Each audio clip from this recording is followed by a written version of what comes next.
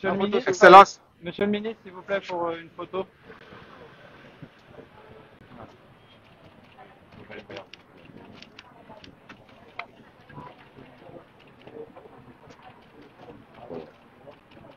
Je félicite vivement les organisateurs de cette rencontre, Gavi, l'Alliance mondiale pour le vaccin, l'Union africaine à travers le Centre de contrôle des vaccins CDC Africa et notre hôte, la France, pour leurs efforts au service de la santé publique.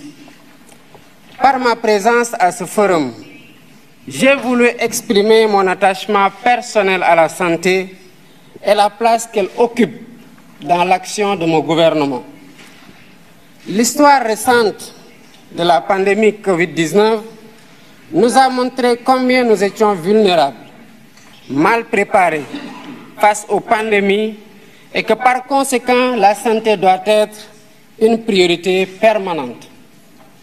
Il y a un peu plus de 4 ans, la Covid avait fortement bouleversé nos systèmes de santé et mis en danger les programmes de vaccination qui étaient alors relégués au second plan, devant l'urgence évidemment de lutter contre la pandémie.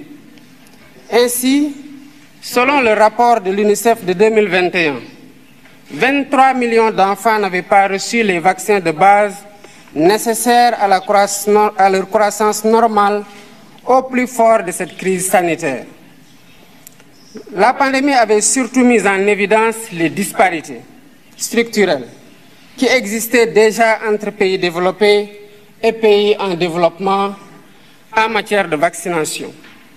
Bien que l'Afrique représente environ 20% de la population mondiale, son industrie de vaccins fournit à peine 0,25% de l'offre mondiale.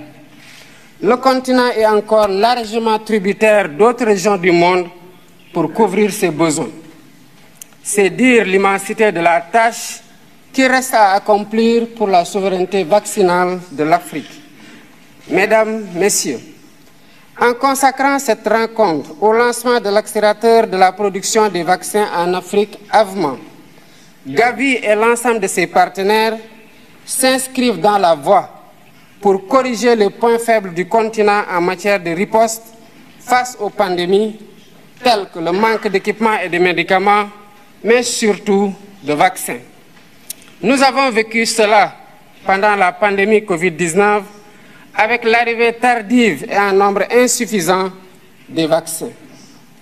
Un des défis majeurs pour l'Afrique aujourd'hui, c'est de produire des vaccins, des médicaments et diagnostics, mais également d'accéder aux plateformes de commercialisation pour participer pleinement à la lutte contre les menaces sanitaires futures.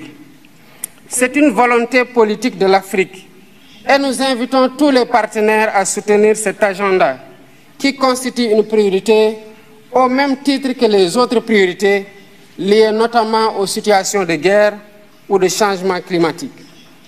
L'Afrique a les capacités de production locale de vaccins. Des pays pionniers s'y sont engagés, dont le Sénégal avec l'Institut Pasteur de Dakar. Je rappelle que cet institut existe au Sénégal depuis un siècle et qu'il a une expérience quasi centenaire dans la fabrication de vaccins. L'Institut Pasteur de Dakar a fabriqué son premier vaccin contre la fièvre jaune en 1937. Ce même vaccin a reçu la préqualification de l'OMS en 1966, donc depuis plus de 50 ans. Dans la perspective de la consolidation de ces acquis et de la réalisation de l'objectif de l'Union africaine de produire sur le continent 60% des vaccins utilisés sur place d'ici 2040, l'Institut Pasteur de Dakar a initié, avec le soutien du gouvernement sénégalais, un ambitieux programme de développement industriel estimé à 252 millions de dollars. Ce programme vise à maîtriser toute la chaîne de valeur en matière de production pharmaceutique, depuis l'identification des besoins jusqu'à l'utilisation des produits par les bénéficiaires. La réalisation de ces infrastructures et l'acquisition des équipements sont en cours de finalisation. Le site du vaccinopole de Diamniadio, qui constitue une des entités de ce programme, aura une capacité de production annuelle de 3 millions de doses de vaccins de routine, épidémiques ou pandémiques, et utilisera les 3 plateformes technologiques dont l'ARN messager. Pour encadrer toutes ces initiatives, le Sénégal a déjà mis en place l'Agence nationale de réglementation pharmaceutique, qui s'est beaucoup employée pour atteindre les phases de maturation et d'homologation requises. Tout ceci n'aurait pas été possible sans un surcroît d'efforts dans la mobilisation des ressources pour le financement de la recherche, de l'innovation et des infrastructures de santé. Je remercie à ce sujet les pays, institutions et organismes partenaires, au premier rang desquels figure Gavi, pour le soutien qu'ils apportent au Sénégal, en particulier dans les efforts de promotion du vaccin et de la vaccination. Notre partenariat avec Gavi, il faut le souligner, nous a valu beaucoup de résultats positifs. Merci, M. Barroso, pour ce soutien constant. Il a beaucoup contribué à l'efficience de notre programme national de vaccination et à la lutte contre la mortalité infantile.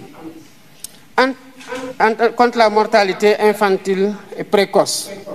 Je sais que Gavi fait la même chose dans d'autres pays avec des rendements aussi appréciés en matière de prévention sanitaire, de prise en charge médicale adéquate et de lutte contre la mortalité précoce.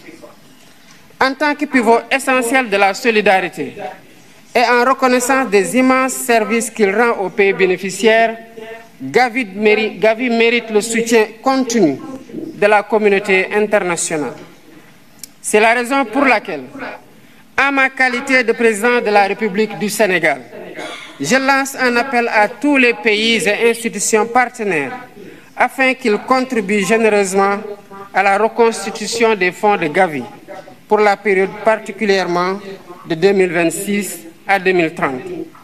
Soutenir le financement de Gavi, c'est aussi investir stratégiquement et à un rythme plus soutenu dans la protection de nos enfants, des générations actuelles et futures. Je serai engagé dans cette campagne pour Gavi et je vous invite tous. Ensemble, mobilisons-nous. Je vous remercie pour votre aimable attention.